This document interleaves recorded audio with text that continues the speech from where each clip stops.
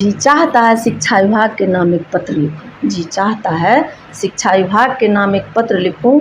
जो हाल है पठन पाठन का सब सच सच लिखूं। घर से विद्यालय हम बच्चों को पढ़ाने जाते हैं। जैसे ही चेतना सत्र का कर्तव्य निभाते हैं, प्रधानाध्यापक घबराए हुए से ये बात बताते हैं।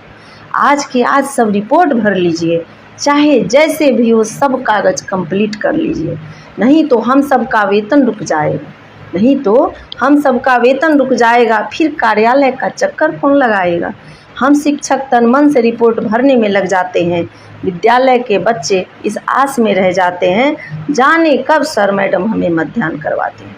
हर दिन हर सप्ताह नए नए फरमान आते हैं। हर दिन हर सप्ताह नए नए फरमान आते हैं। दिन रात एक कर हम सब उन्हें निपटाते हैं। किताब की आस में बच्चे दिन गिनते रह जाते हैं। किताब की आस में बच्चे दिन गिनते रह जाते हैं। आधे अधूरे किताब ही उन्हें मिल पाते हैं। बाकी बच्चे जब आवाज़ उठाते हैं, किताबों की हालत देखकर हम उन्हें समझाते हैं।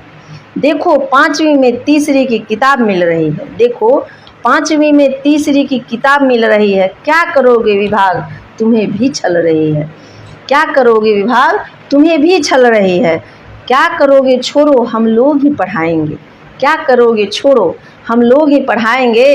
धैर्य रखो, हम सब तुम्हें सब कुछ सिखलाएंगे। मानसिक तनाव पल पल इस हद तक दिया जाता है, अवकाश में रहने पर भी बर्खास्त किया जाता है। हमें जांचने पल पल पदाधिकारी आते हैं। हमें जांचने पल पल पदाधिकारी आते हैं। उन्हें रिपोर्ट देने में ही सब व्यस्त रह जाते हैं।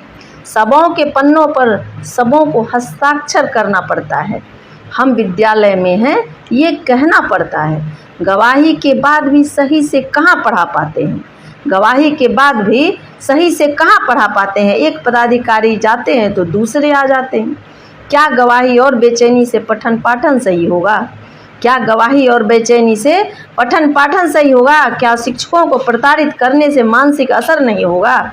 जब हम शिक्षक ही बेचैन परेशान तनाव में रह जाएंगे, फिर किस तरह मासूम बच्चों को हम पढ़ाएंगे, जिन्हें स्नेह प्यार परवाह की ज़रूरत है, जिन्हें विद्यालय में आनंददायी माहौल की ज़रूरत है।